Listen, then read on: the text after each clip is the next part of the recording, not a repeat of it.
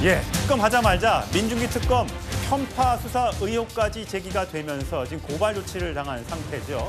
과연 여당, 야당 각각 입장은 뭔지 자세하게 짚어볼 텐데 먼저 주진우 국민의힘 의원의 이야기부터 들어보시죠.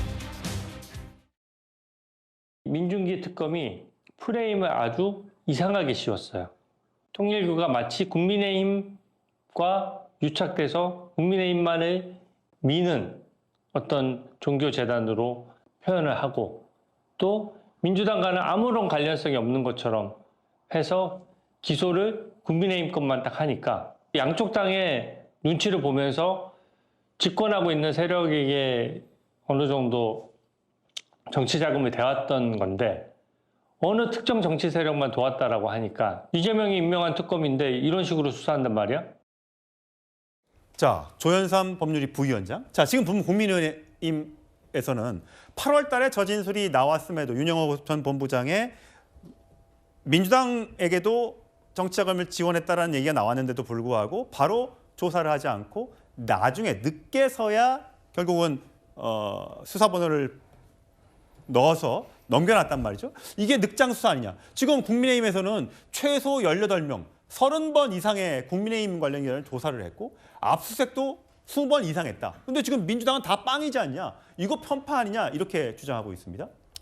그거는 지금 민중기 특검팀 입장에서는 관련된 윤영호 전 세계 본부장의 민주당 관련된 그런 진술 자체에 대해서 사건 범위에, 수사 범위에 포함되지 않는다고 판단했기 때문에 그와 관련된 수사가 진행이 되지 않았다고 보는 것이 타당하지 않을까 싶습니다. 이미 그 당시에도 이러한 부분들에 대해서 특검팀 내에 이견이 없었다라고 민중기 특검이 밝힌 바도 분명히 있죠. 그렇다고 한다면 과연 그것을 가지고 편파 수사라고 볼 수가 있는 것인가? 통일교 유착 의혹에 대해서는 국민의힘의 권성도 의원을 매개로 해서 윤석열 전 대통령과 김건희 씨에게 각종 그런 금품이 전달된다든가 아니면 대선에 개입한 그런 의혹이 핵심 아니겠습니까? 그리고 국민의힘 당원들로 다소의 통일교 신자들이 가입을 하고 그것이 당내 선거에도 영향을 미치고 지방선거에도 영향을 미치고 그런 것들에 대한 수사가 진행되는 와중에서 이루어졌던 압수수색과 관련된 그런 모든 수사였기 때문에 글쎄 저는 이것이 편파 수사가 아니라 민중기 특검팀 입장에서는 특검법 범위 안에서 본인들의 수사 범위 안에 있는 사건에 대해서만 수사를 진행했다고 표현하는 것이 더욱더 적절하지 않을까 싶습니다. 송영훈 전 대변인, 사실 특검 별건 수사할 수 있도록 해놓았잖아요. 법에 정해져 있잖아요.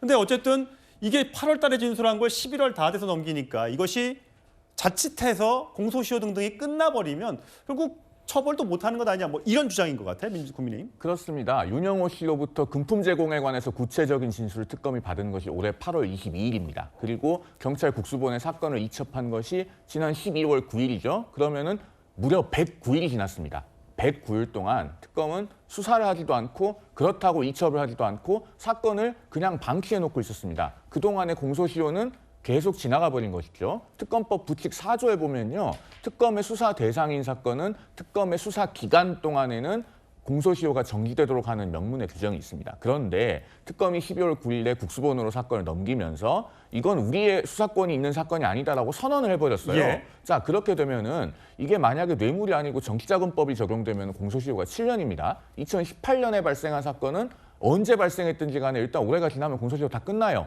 그런 상황에서 우리 사건이 아니다라고 선언을 했으니 4개월 동안 공소시효가 정지되어 있다고 주장도 못하게 된 겁니다.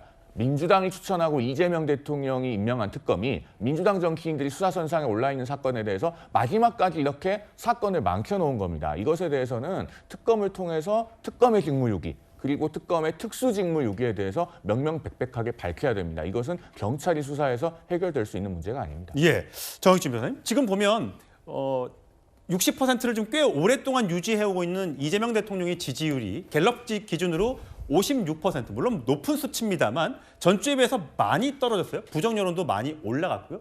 결국은 지금 이 통일교 관련된 논란이 이 지지율에 영향을 미쳤다고 보십니까? 그러면 혹시 미쳤다면 이 특검과 관련된 야권의 그 주장을 민주당이 수용할 가능성은 얼마나 있어 보이세요?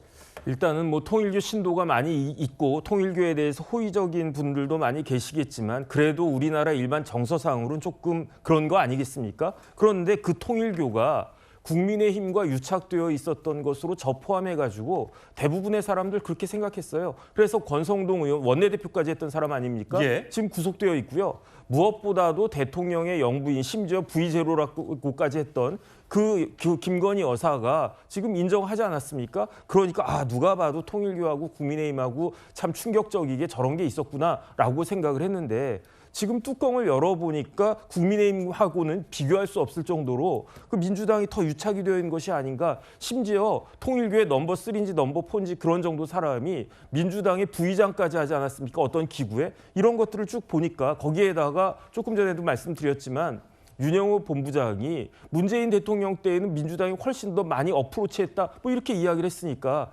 그러니까 이런 부분들에 대해서 일반 국민들은요 약간 배시감까지 느끼는 거 아닌가 저는 그런 생각이 들고 예. 이것이 이재명 대통령 지지율에 상당한 영향을 미치는 것은 당연한 거고 앞으로도 어느 정도까지 이게 더 떨어질까 이런 부분들도 생각해야 되지 않나 싶습니다. 예.